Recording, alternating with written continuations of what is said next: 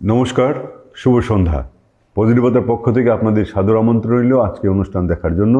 যারা প্রতিদিন আমাদের অনুষ্ঠান দেখেন এবং দেখছেন এবং পরে যারা আমাদের সাথে সংযোগ করবেন, আপনাদের সবাইকে স্বাগত রইল আজকে অনুষ্ঠান দেখার জন্য, আমাদের পজিটিভতার পর্দায় চোখ রাখার জন্য। আজকে আমরা আমন্ত্রণ জানিয়েছি এই সন্ধ্যায় রাজ্যের একজন বিশিষ্ট লেখক, কবি, সাহিত্যিক এবং একজন সরকারি আধিকারিক, শ্রদ্ধেয় শ্রী বিধু দেব মহোদয়। স্যার, আপনাকে অনেক অনেক ধন্যবাদ, শুভেচ্ছা, অভিনন্দন জানাচ্ছি যে আমাদের অনেক ধন্যবাদ, সবাইকে নমস্কার। আমাদের সময় দিয়েছেন তার জন্য। স্যার, আমরা কথায় চলে যাচ্ছি এখন। প্রথমে স্যার জানতে চাইব আপনার কাছে, সামাজিক কাজ মানুষ কেন করে, কী কারণে সামাজিক কাজ করেন মানুষ? দেখুন, মানুষ সমাজবদ্ধ জীব, উন্নত প্রাণী, একে অপরকে ছেড়ে থাকতে পারে না। কাজেই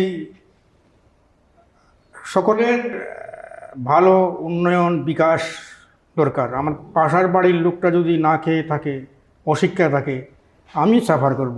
এইভাবে পুরো পাড়া বা সমাজটাই সাফার করবে। কাজেই সেই যে রবীন্দ্রনাথের কবিতার লাইন প্রত্যেকে আমরা পরের তোরে, এই ফিলিংটা আজকাল হারিয়ে যাচ্ছে।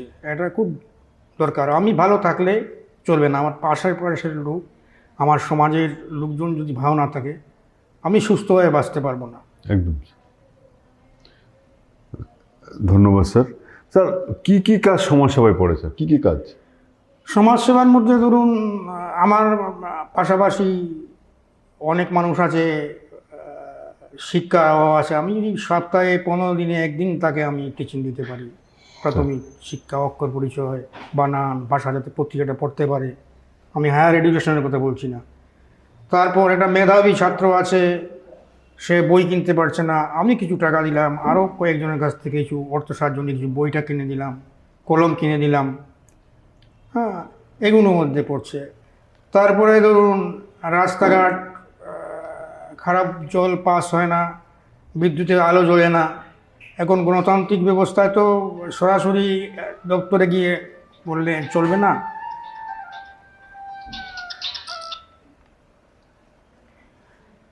কাজেই যারা জনপ্রতিনিধি থাকেন তাদের দৃষ্টিতে নেওয়া, তারা উদ্যোগ না নিলে তাদের জানিয়ে ওই দপ্তরে একটা প্রতিনিধিমূলক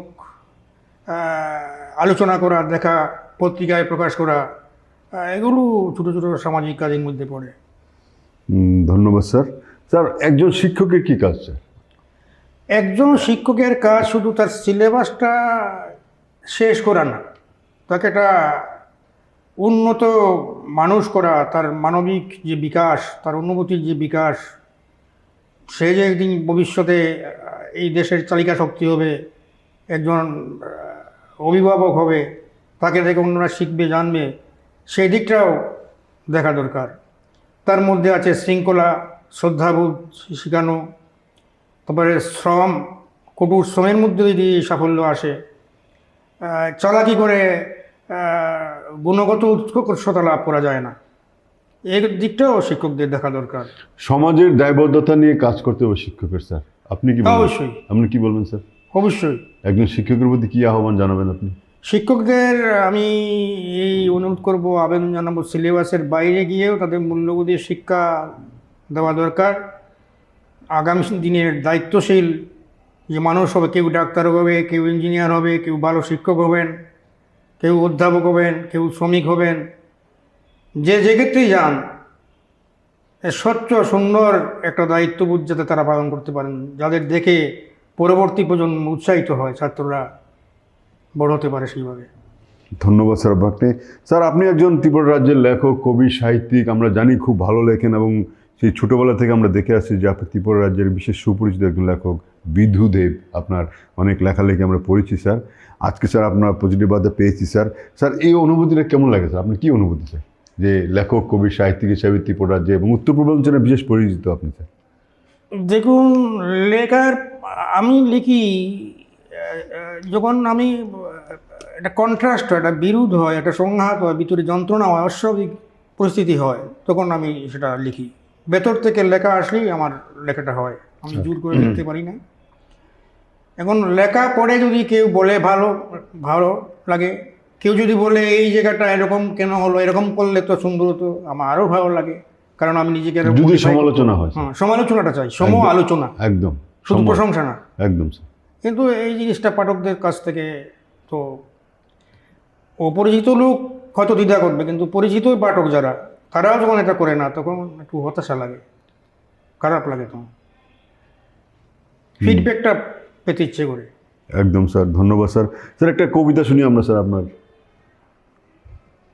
আপনারা দেখতে পাচ্ছেন যে স্যারের একটি কাব্যগ্রন্থ আমাদের সামনে রয়েছে, যার খুরের শব্দ, যার খুরের শব্দ বিধুদেব, স্যারের লেখা। এটা অনেকগুলি কবিতাতে রয়েছে। স্যার এবার আমাদের একটা স্বরচিত কবিতা শোনাবেন।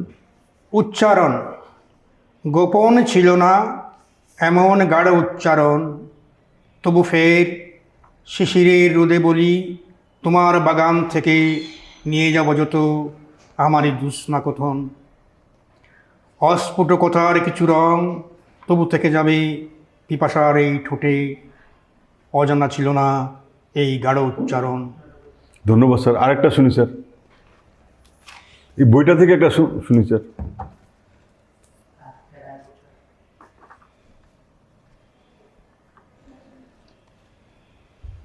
ও শেখনি বলে, মূর্খ তুমি অনিরুদ্ধ, মূর্খ রয়ে গেলে, উদ্ভিদ ও বৃক্ষের তফাৎ শেখনি এখনো, জানলে না আজও সব মেঘে বৃষ্টি ঝরে না, সব গাছে ফুটে না ফুল।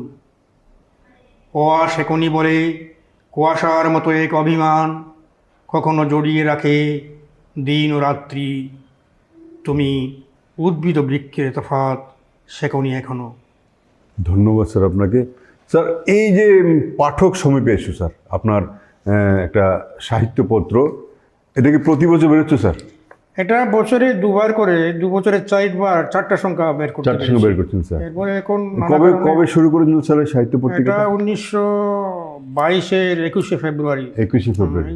এই সংখ্যাটা কোন এখানে নেই, দেখতে পাচ্ছেন আপনারা, দ্বিতীয় সংখ্যা এটা। পাঠক সমীপে এসো একটি সাহিত্যপত্র। একটি সাহিত্যপত্র বের করতে গেলে ভীষণ পরিশ্রম করতে হয়। শুধু পরিশ্রম না, সবার থেকে লেখা সংগ্রহ করতে হয়, সংগ্রহ করে এগুলি ডিটিপি করতে হয়, তারপর কবিতাগুলি ঠিক আছে কিনা সব দিক বিবেচনা করে সুন্দরভাবে তারপর একটা সাহিত্য পত্রিকা। স্যার যে কষ্ট করে এটা বের করছেন, মানে সাংঘাতিক ব্যাপার, একটা বিশাল প্রাপ্তি সাহিত্য সমাজ আমাদের ত্রিপুরা রাজ্যে, পাঠক সমীপে এসো সাহিত্য পত্র। স্যার স্যার এই পত্র বের করে আপনার কীরকম সাড়া পেয়েছেন স্যার? না, ভালো বলেছেন, প্রিন্ট ভালো, ভালো লেখা আছে, দুর্বল লেখাও আছে বলেছেন। এখানে নাম করতে হবে পীযূষ রাউতের, উনি খুব স্পষ্ট তখন শিলচরে ছিলেন। পীযূষ রাউত ওনার একটা লেখাও এখানে ছিল, স্যার। জোনাকি, ত্রিপুরার প্রথম কবিতার যে কাগজ, লিটল ম্যাগাজিন, এটা জন্মকথা লিখেছিলেন।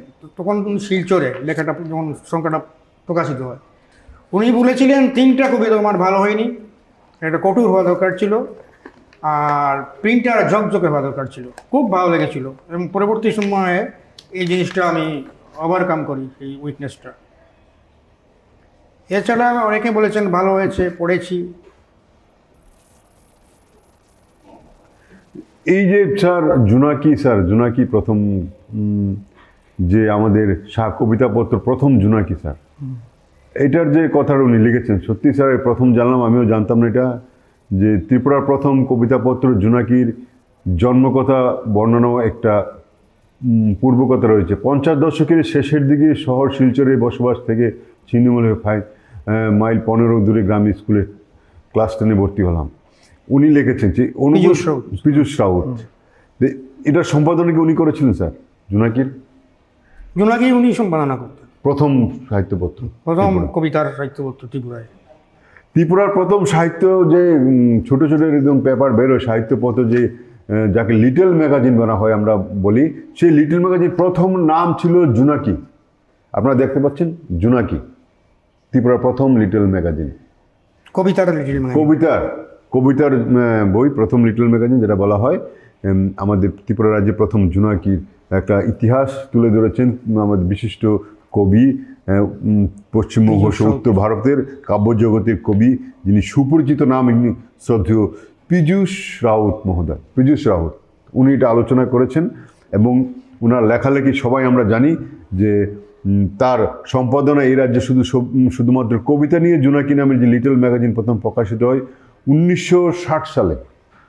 বিশাল প্রাপ্তি সেই সাহিত্য জগতে। 1960 সালে ওনার সম্পাদনের প্রথম লিটল ম্যাগাজিন বের হয়। এখানে জোনাকির কিছুটা বর্ণনা তুলে ধরেছে, আপনারা সংগ্রহ করে নেবেন যে এটা পাঠক সমীপ সাহিত্য পত্রিকাতে বেরিয়েছেন। আমাদের শ্রদ্ধেয় কবি, আমাদের যার লেখায় আমরা উদ্দীপিত হই, যার লেখা পড়ে আমরা প্রেরণা পেয়েছি, শ্রদ্ধেয় পীযূষ রাউত স্যার। স্যার অনেক অনেক ধন্যবাদ স্যার। স্যার আপনার কখনো গ্রন্থ আছে স্যার বেরিয়েছে? একক কাব্যগ্রন্থ একটাই, এছাড়া যুগ্মভাবে সুব্রতদেব, কবি সুব্রতদেব এবং আমার লেখা 1978 সালে জ্বর বাড়ে কোন দিকে এইবার, কমন প্রচ্ছদ ছিল দুদিকেই স্টার্ট স্যার। এটাই বৈশিষ্ট্য। আমার অংশের নাম ছিল জ্বর বাড়ে আর ওনারটা ছিল একটা কোন বই, দিকে এইবার, একটা বই যৌথ সেম। ধরুন এটা কাবার, হ্যাঁ, ধরুন এটা কাবার সেম এদিকে, তো এদিকে যখন পড়লাম তারপরে উল্টে গেল, ভিতর দিকে উঠে গেল, এটা এই এসে গেল, একদম দু পার্ট, টু পার্ট হয়ে গেল। একদম স্যার। স্যার আপনি কেন লিখেন? কেন ওই অন্য কাজ থাকতে লেখালেখি কেন করেন? সত্যি কথা বলতে কি, না লিখে পারি না বলে লিখি। প্রচণ্ড যন্ত্রণা হয়, কষ্ট হয়, প্রতিবাদের ইচ্ছা হয়, এটা ইনব্যালেন্স, ভারসাম্যহীন একটা অবস্থা তৈরি হয়। একদম। তো ওইটা যখন বেরিয়ে আসে, লেখাটা হয়ে যায়, তখন নর্মাল একটা স্বাভাবিক শান্ত পরিবেশ। অনেকটা কি করে বোঝাই আপনাকে, কাল বৈশাখীর ঝড় এলে যেমন একটা অবস্থা হয়, তারপর থামে, বৃষ্টি হয়, একটা শান্ত পরিবেশ হয়, অনেকটা সেরকম। অনেক অনেক ধন্যবাদ স্যার। স্যার আপনি সরকারি চাকরি করতেন স্যার, এই সরকারি চাকরি করে একটা বিশেষ পদে ছিলেন, আমরা জানি একটা ডিপার্টমেন্টের তথ্য সংস্কৃতি দপ্তরে আপনি ছিলেন, এখানে বড় আধিকারিক পোস্টে ছিলেন। তারপর লেখালেখি কীভাবে করতেন স্যার আপনি? তা তো লেখালেখি তো ভোরের দিকে হতো, অনেক সময় অফিসে আমি ফাইল ওয়ার্কটা কম ছিল, ফাইল আসলে লেখালেখির লাইনটাই ছিল আমার কাজ। তো সবসময় কাজের প্রেশার থাকতো না, হঠাৎ কাজটা এসে গেল, বা কাজটা হয়তো একটু পরে করলে চলবে, 5 মিনিট আর সহ্য করতে পারছি না, লিখে ফেললাম টেবিলে বসে। পরে সন্ধ্যার পরে একটু বারবার পড়লাম, না শব্দটা ঠিক হয়নি, ছন্দে গুণমাল আছে, ঠিক করে দিলাম, বেশ হয়ে গেল। স্যার আপনি রাত্রিবেলা তো বাড়িতে লেখালেখি করতেন? বাড়িতে মানে ঘরে ঘরে বসে?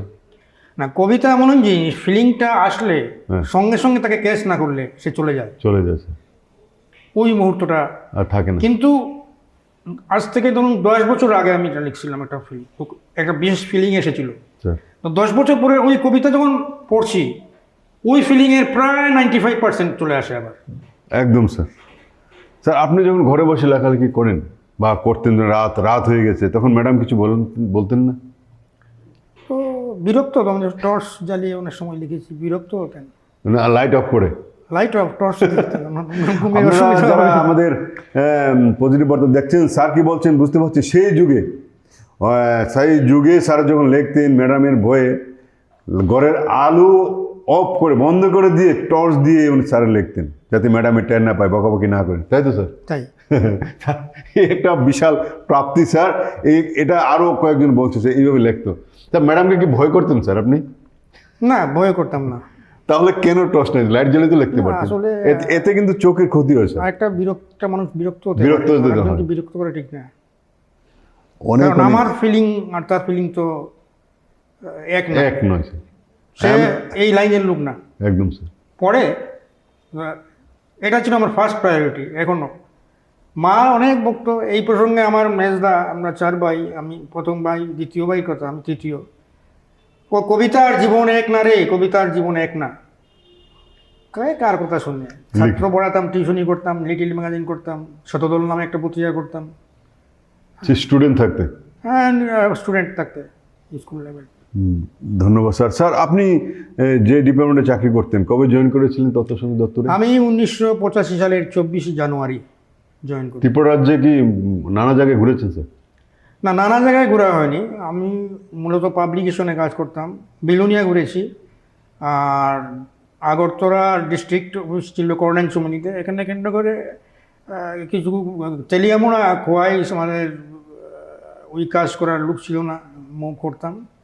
আর স্যার আপনাদের তো কাজটা খুব সুন্দর স্যার, সাংস্কৃতিক অনুষ্ঠান করা, সিনেমা দেখানো। এখানে ডিভিশন আছে, স্যার ধরুন সংস্কৃতি একটা আছে, স্যার আর তথ্যর মধ্যে আছে পাবলিকেশন, নিউজ উইং। আপনি নিউজটা করতেন স্যার? আমি নিউজে করেছি, লোক শর্ট পড়লে ছুটিতে, মূলত পাবলিকেশন উইংয়ে পত্রপত্রিকা বই পাবলিকেশন করা, বইয়ের জন্য লেখা, এডিট করা, প্রিন্টিং কাজ সুপারভাইজ করা। প্যাস কম্পিউটার তো টাইপ করলাম না, এটাকে বইয়ের সাইজে তো কাজে হেডিংটা তো পয়েন্ট দাও, সাব হেডিং এই দাও, সাইজ ছোটো করো। একদম স্যার। অবসর কবে নিয়েছেন স্যার, কোন সালে? অবসর নিয়েছি 2015 সালের 28 ফেব্রুয়ারি।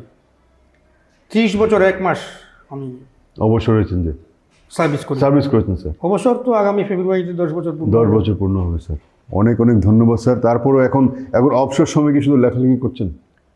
কি করে কাটাচ্ছেন দিনগুলো? এখন ফেসবুকে মূলত কবিতাগুলো দেখি, ফেসবুকে নাম লিখছেন?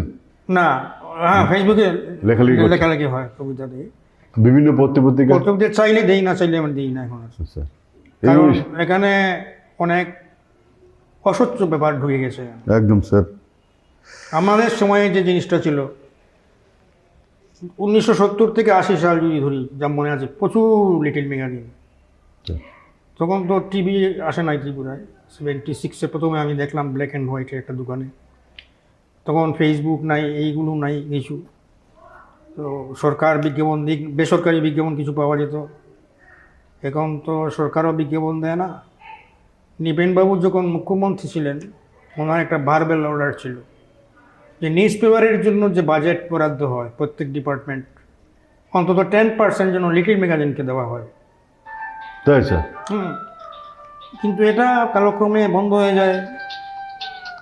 আর বিজনেসম্যানরাও এখন আর বেশি টাকা পেলেও বিভিন্ন নেটওয়ার্ক আছে, কেবল ওইখানে বিজ্ঞাপন দিয়ে দেয়, বিজ্ঞাপন পাওয়া যায়। ধন্যবাদ স্যার। স্যার লিটল ম্যাগাজিন কিন্তু বর্তমানে কিন্তু প্রচুর অনেক বেরোচ্ছে স্যার ত্রিপুরা। 2000 সালে আমরা বলতে পারি যে প্রচুর বেরোচ্ছে স্যার, তাই না? এখন নতুন নতুন অনেক বেরোচ্ছে, আরো বেরোবে, আরো হবে। এটা বই এটা মেলা, একটা বিশাল প্রাপ্তি নিউ জেনারেশন যারা আছে। বই মেলা স্যার এটা এক মিনিট স্যার, এটা সাইলেন্স করে দেন প্লিজ স্যার, একদম সাইলেন্স করে দেন। কিছু আমার মেয়ে করেছিল। হ্যাঁ আবার করবে না, অফ করুন, অফ করে দিন স্যার এটা একদম। এখন প্রশ্ন স্যার এক মিনিট আমি প্রশ্ন করছি, আবার প্রশ্নটা করছি। স্যার আপনি যে কোন ডিপার্টমেন্টে চাকরি করতেন স্যার? তথ্য সংস্কৃতি পর্যটন ছিল। কোন সালে তথ্য সংস্কৃতি কোন সালে জয়েন করেছিলেন স্যার? 1985 সালের 24 জানুয়ারি। কোথায় কোথায় ঘুরেছেন ত্রিপুরা রাজ্যে স্যার?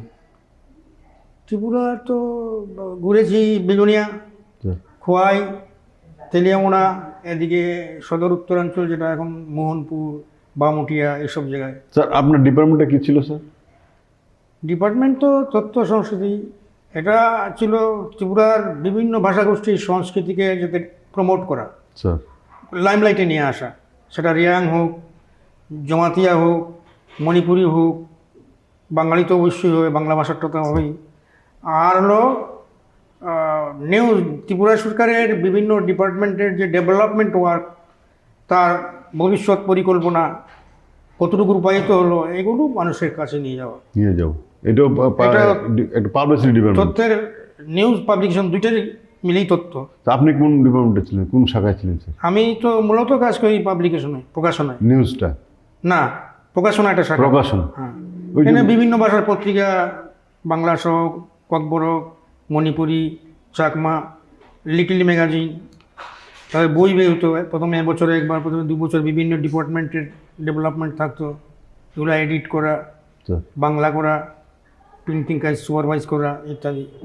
আর নিউজ কভার করেছি, কোন স্টাফ ছুটিতে আসে নাই তখন, বা ওই অফিসটা নাই, যেমন ডিস্ট্রিক্ট অফিস ছিল না বেশ কিছুদিন। আপনার সময় লিটল ম্যাগাজিন কেমন ছিল স্যার? আপনি একটা সরকার থেকে লিটল ম্যাগাজিনের উপর যে পয়সা দেওয়া হতো স্যার? না, আমি তো কোনো বিজ্ঞাপন পাইনি শতদল নামে। তারপরে সুব্রতদেব, আমি, চঞ্চলকর এবং সত্যজিৎ দাস, দত্ত না, সত্যজিৎ দাস চঞ্চলকর লিখে না, সুব্রতদেব ছিলেন আমাদের লিডিংয়ে। আমরা সুখে ও সুখে নামে একটা করেছিলাম, বেশ কয়েকটা সংখ্যা, একটা সংখ্যায় আমরা পেয়েছিলাম বিজ্ঞাপন সরকার থেকে? সরকার থেকে, তথ্য সংস্কৃতি দপ্তর দিয়ে। সরকার থেকে কি এরকম নির্দেশ ছিল যে লিটল ম্যাগাজিনগুলোকে সহযোগিতা করবে? বারবেল একটা বারবেল নির্মিত। ওই নিপিন চক্রবর্তী যখন ছিল। তো সেই সময় লিটল ম্যাগাজিন আপনার সময় শুরুতে কীরকম ছিল ত্রিপুরাতে? 1985, 82, 83, 84 তখন কমে, 70 থেকে 80-তে যে হারে যে সংখ্যায় লিটল ম্যাগাজিনটা ছিল এটা কমে গিয়েছিল, কারণ সরকারি বিজ্ঞাপন পাওয়া গেলে বিল পেতে দেরি হয়, কাজে ওটার উপর নির্ভর করে আর চলা যায় না, সংখ্যা কমে গিয়েছিল।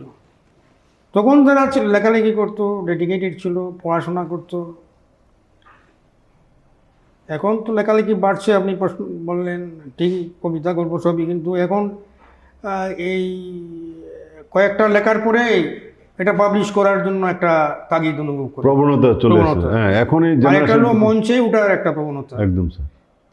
আন্তরিকভাবে ফুল স্যাটিসফ্যাকশন নিয়ে, বা সিনিয়র লেখকের পরামর্শ, তার অভিজ্ঞতা, তার একটা আছে না, যেমন লয়াররা প্র্যাকটিস করে, ডাক্তাররা সিনিয়র ডাক্তার আন্ডারে কিছু কাজ করে, পরামর্শ নেয়, ওইটা আমাদের সময় ছিল। এখন তবু বলতে হয় স্যার, আমাদের যে সাহিত্য চর্চা, নতুন প্রজন্মের যারা কলেজ স্কুল কলেজে পড়ছে তাদের একটা মানসিকতা এসছে লেখালেখিতে নতুন। তাতে বলতে হয় স্যার, আমাদের উত্তরপূর্ব সমগ্র ভারতবর্ষে, পৃথিবীতে এই যে লিটল ম্যাগাজিন একটা সাহিত্য চর্চা, নতুন জেনারেশন তারা এগিয়ে নিয়ে যাচ্ছে, নতুন নতুন বের করছে প্রতি বছরই। তাদের দেখা যাচ্ছে প্রচুর বেরিয়ে যাচ্ছে স্যার। আমাদের ত্রিপুরাতে কিন্তু অনেক সংখ্যা বাড়ছে, কিন্তু যে কোয়ালিটির কথা বললাম ওইটা স্যার হতে পারে, তবে এটা যারা একেবারে সব খারাপ তা না, যথেষ্ট ভালো লেখা। একদম স্যার, নতুন প্রজন্মের মধ্যে ভালো ভালো লেখক আছে, কবি আছে যারা ভালো ভালো লেখালেখি করছে।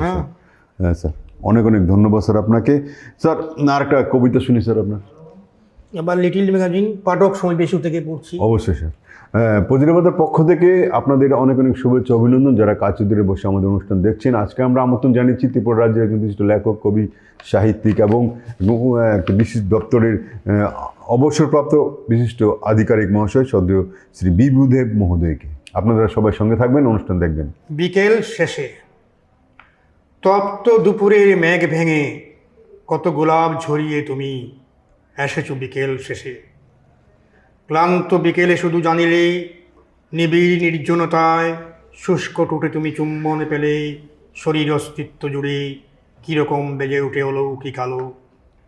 তুমি জানিলে না ভালোবাসা কি, জানিলে না প্রেম ও প্রেমে কি সূক্ষ্ম ব্যবধান। তপ্ত দুপুরের মেঘ ভেঙে কত গোলাপ ঝরিয়ে তুমি এসেছো বিকেল শেষে। বাহ বাহ, দারুণ স্যার, দারুণ, অসাধারণ একটি কবিতা। স্যার কবিতা কি একটা শিল্প? অবশ্যই, কি মনে হয়? অবশ্যই কবিতা শিল্প। একটু বলবেন স্যার। কারণ আমি তো ফেসবুকে কবিতা পড়ি, আমার বিবেচনায় যে কন্টেন্টটা, বিষয়টা মূল ব্যাপার না, স্যার তার উপস্থাপনাটা। যেমন তার যে শব্দ নির্বাচন, তার যে কখনো প্রতীকী হবে, উপমা আসবে, এবং অবশ্যই ছন্দ ঠিক থাকবে। ছন্দ বলতে শুধু অন্তমিল বা কয়ের ছন্দের কথা না, তার একটা রিদম থাকবে। এটা আমি বলেছিলাম বোধহয়, কবি বিজু উস্তাদ বলেছিলেন যে ব্যাকরণগত যে গ্রামার আছে ওইটা ভালো জানলেই যে ভালো কবিতা রচনা সম্ভব, ব্যাপারটা তা না। একদম স্যার। কিন্তু ছন্দ থাকা চাই, এবং প্রত্যেকের একটা যন্ত্র আছে, সেই যন্ত্র হচ্ছে কান। বারবার পড়ো, বারবার পড়ো, কানে বাজবে ওই শব্দটা নিয়ে লেখো, বিকল্প শব্দ বা নিয়ারেস্ট মিনিংয়ের শব্দ। আর কবিতাটা কিছু তো একটু অস্পষ্টতা কিছু কিছু জায়গায় থাকবে। আবার একটা বন্ধ ঘরের ভেতর, কবিতার ভেতর ঢুকতে গেলে একটা দরজা রাখতে হবে, বিশেষ কোনো লাইন, শব্দ সেটা ধরে দিতে হবে। যেমন নীরেন্দ্রনাথ চক্রবর্তী খুব পপুলার কবি, ওনার পাঠক আছে, কিন্তু জীবন দাসের কবিতার যে ব্যাপারটা অন্যরকম। তার যে রিদম, তার শব্দ ব্যবহার, তার যে উপমা চমৎকার। আবার সুভাষ মুখোপাধ্যায় কবিতারা অতি সরল কথা, মানে কঠিন কথা সরলভাবে বলতে পারতেন। একদম স্যার। যেমন একটা লাইন মনে পড়ছে, কবিতার নাম মনে নেই, যেমন ঘরের ভেতর আলো জ্বলাতেই জানালা দিয়ে লাফিয়ে পড়লো অন্ধকার। কি সুন্দরভাবে বুঝেছেন। কত সুন্দরভাবে বললো, একদম ফুল ফুটুক না ফুটুক আজ বসন্ত। আজ বসন্ত, এই কথাটা এখন সচরাচর হয়ে গেছে, সচরাচর শোনা যাচ্ছে আর এই কথাটা বলে স্যার। চমৎকার একদম স্যার। লেখা। তো এরকম তো একটা, এটা আর্ট বলি এটা। ধন্যবাদ স্যার। স্যার একটা অন্য ধরনের প্রশ্ন করছি, আপনাকে পেয়েছি যার সাংস্কৃতিক চর্চা ত্রিপুরা, যে আপনার যখন তথ্য সংস্কৃতি দপ্তরে ছিলেন সেই থেকে আজ পর্যন্ত স্যার একটু স্যার যদি বলুন সাংস্কৃতিক চর্চা কোন দিকে এগোচ্ছে ত্রিপুরা? সাংস্কৃতিক চর্চায় তো যেমন নৃত্যে, সঙ্গীতে তো আসছে, প্রচুর সংখ্যায় আসছেন। অভিভাবকরা তার ছেলে মেয়েকে এদিকে আনছেন, কিন্তু তাদের সঠিকভাবে যে পরিচালনা করার ক্ষেত্রে ওই জগতের যারা বিশিষ্ট, আমি সবাইকে বলছি না, একটা ভালো অংশ তারা কমার্শিয়াল ভিউ থেকে চলে যাচ্ছেন। এদের কোয়ালিটি হাই করা, যে তাদের ওই যে নাম প্রচার কম্পিটিশনের দিকে নিয়ে যাওয়ার একটা প্রবণতা লক্ষ্য করা যাচ্ছে। হ্যাঁ, ওইটা স্যার আমাদের নিউ একটা জেনে সব কিছু কিছু মা বাবা আছেন, যারা অভিভাবক আছেন, তারা ছেলেকে একটু পড়িয়ে একটু স্টেজে একটা প্রোগ্রাম হ্যাঁ, এটা করাতে চাইছে বেশি, সেই মানসিকতাটা বেশি স্যার। এইটাই মনে হচ্ছে, এটা থেকে বিরত থাকা উচিত।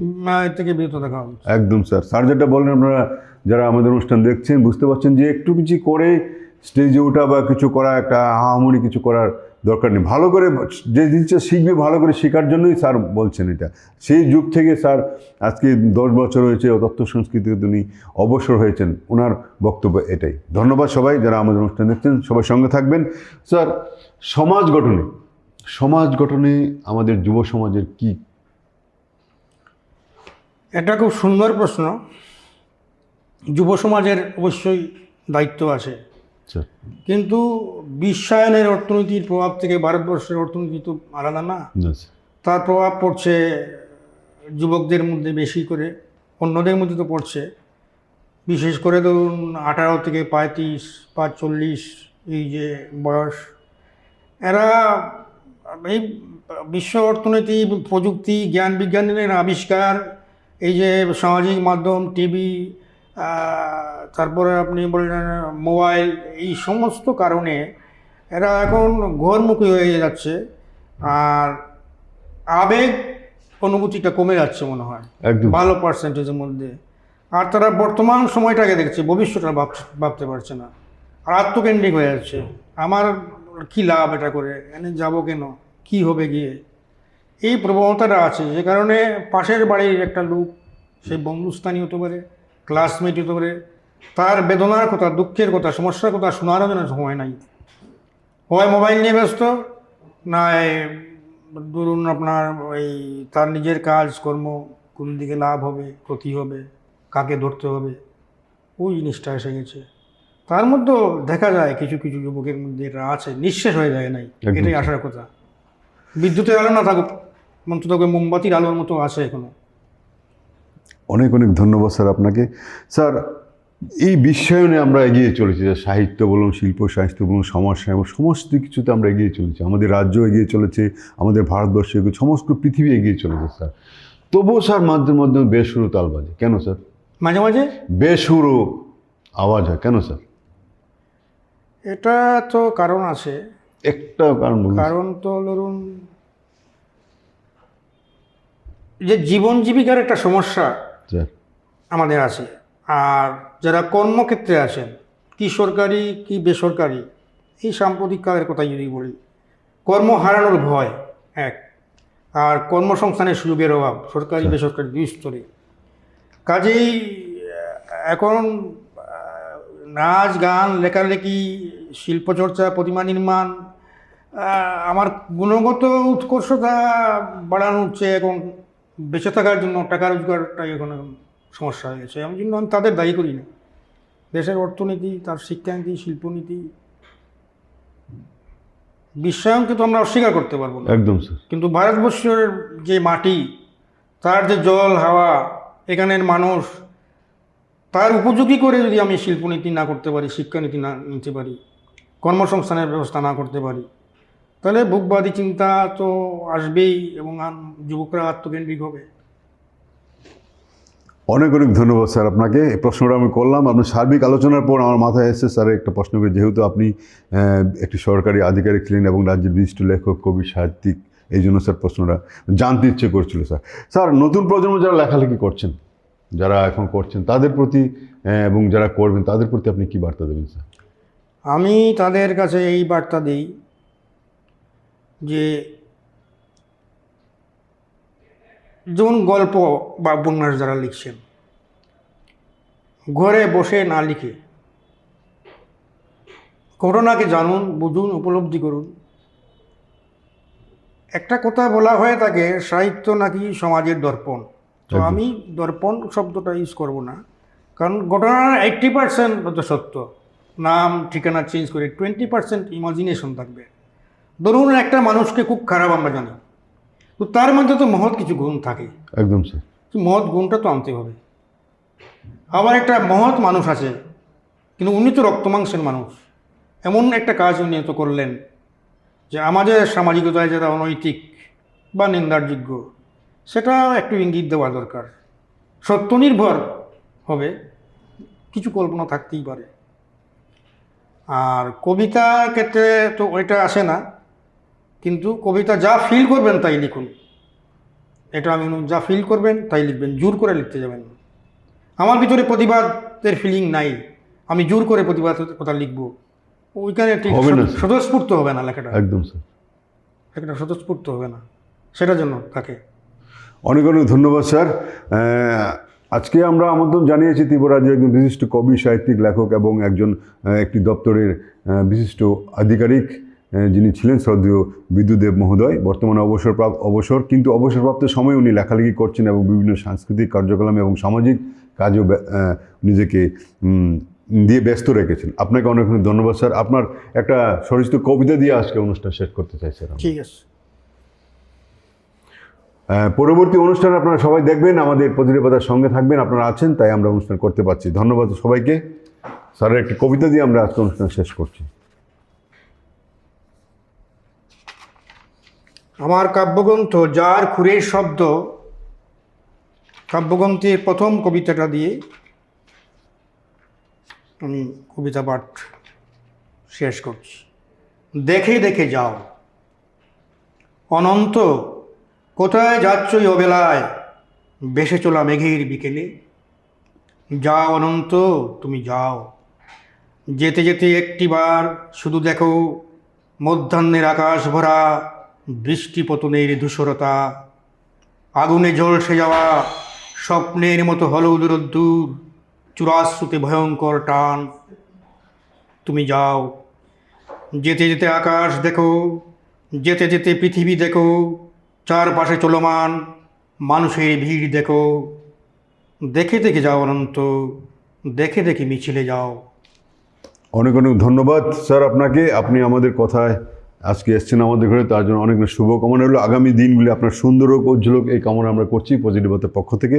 এবং আজকে আমরা অনুষ্ঠান শেষ করছি। যারা অনুষ্ঠান দেখলেন আপনাদের প্রতি রইল অনেক অনেক শুভেচ্ছা, অভিনন্দন। আপনাকেও এবং আপনার সংস্থাকেও অনেক ধন্যবাদ। যারা দেখলেন তাদের নমস্কার জানাই। সবাই ভালো থাকবেন। শুভরাত্রি, নমস্কার।